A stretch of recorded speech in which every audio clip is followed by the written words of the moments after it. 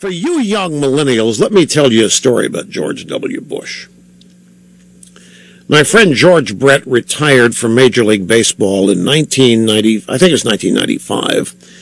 The last series that George Brett played with the Royals, final 3 games, were in Texas, in Dallas, actually Arlington, against the Texas Rangers. At the time, they were owned in part by George W. Bush. And George W. Bush knew of my friendship with Brett and invited me to be his guest in Texas for the 3 days, last 3 days of the season, and Brett's last 3 games. And I accepted the invitation, and on the Saturday of this weekend, in the Stadium Club, there was a luncheon that Bush hosted for potential donors for a potential gubernatorial run that he was contemplating against the incumbent governor, Ma Richards. Yes, Ann Richards, but we affectionately called her Ma Richards here, because there was a Ma Richards way back in Texas who was like a Bonnie of Bonnie and Clyde fame, a real bad character.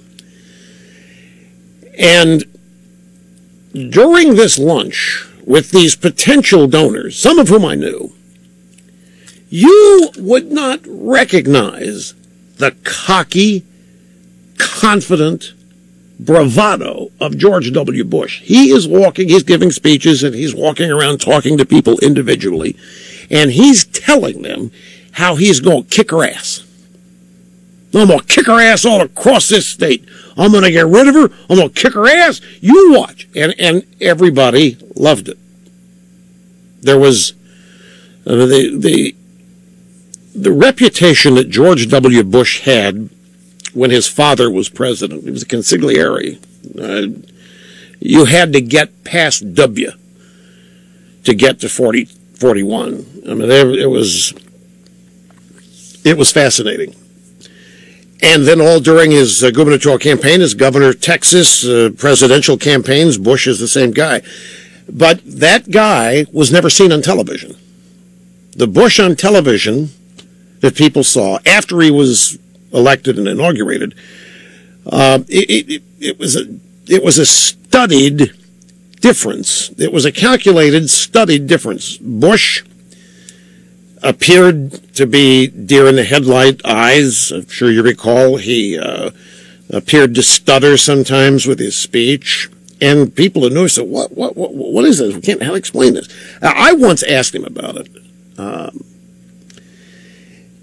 and he said, "Look, because I said, you know, if you would you come on my show for a half hour and be this way, just a half hour? You can kill all this." He said, "I am not going to sully this great office by getting down into the gutter where these people are." He, honest to God, folks, he had this, still does, this really lofty, high esteemed view and impression of the office of the presidency. And he wasn't going to do anything to stop, particularly following Clinton. He wasn't going to do anything to bring any kind of I don't want to say disfavor. He just sully is the word. He was not going to do anything that would cause people to lose respect for the office, the constitutional office, and what it meant. It was that special, and as such, he never defended himself against any of this stuff, and so it just laid there. And when he didn't defend himself, when he didn't respond to it, well, then the people that supported him and voted for him were also not defended. And it led to a lot of frustration. And Karl Rove has even said that one of the mistakes they made during the time they were in the White House was not responding to some of the stuff. Some of the stuff, in hindsight, they think they should have.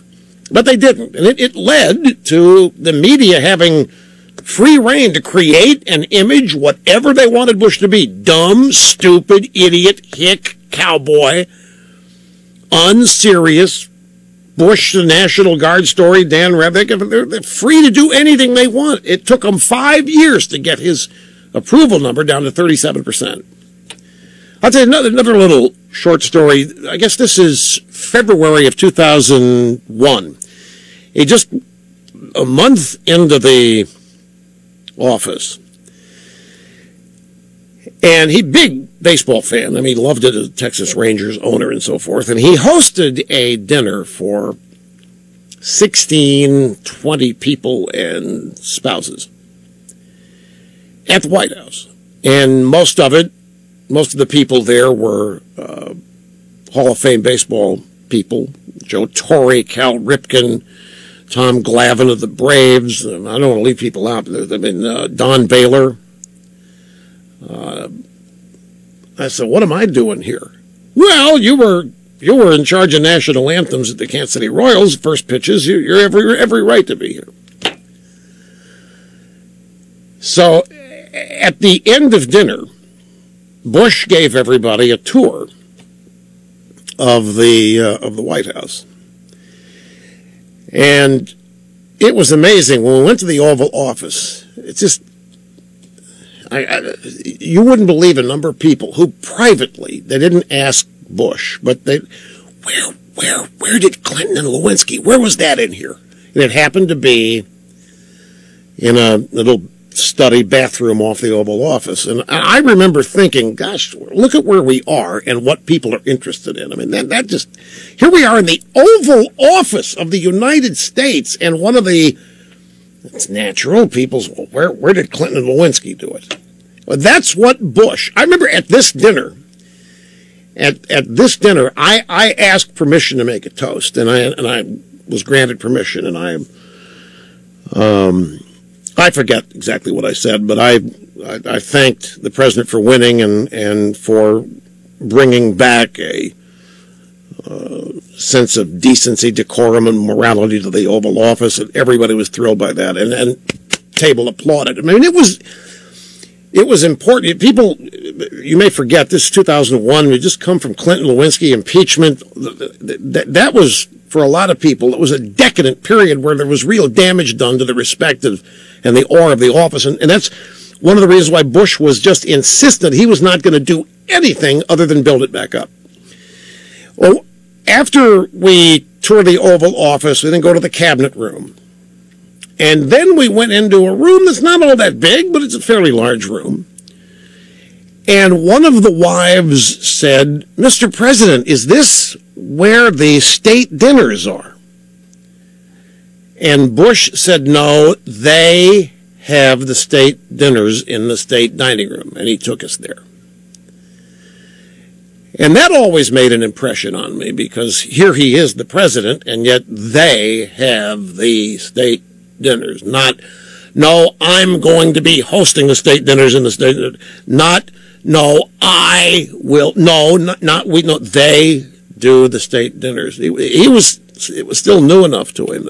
He was just a real guy, folks. You can disagree with him on politics, and I do. The campaign finance reform, Medicaid, all that stuff. But in terms of a human being, you'll not find a more decent human being anywhere. And none of that viciousness changed him. And he's a recovering alcoholic, and he's done all the things necessary to do that. And God is a paramount part of his life, and that's where he puts his trust and faith. And that's where he says he cares who judges him. And all the rest of this was just noise that to him was not worthy of response, because it was just going to sully the office. And now here we are. This is 2013. He's been out of office for 5 years.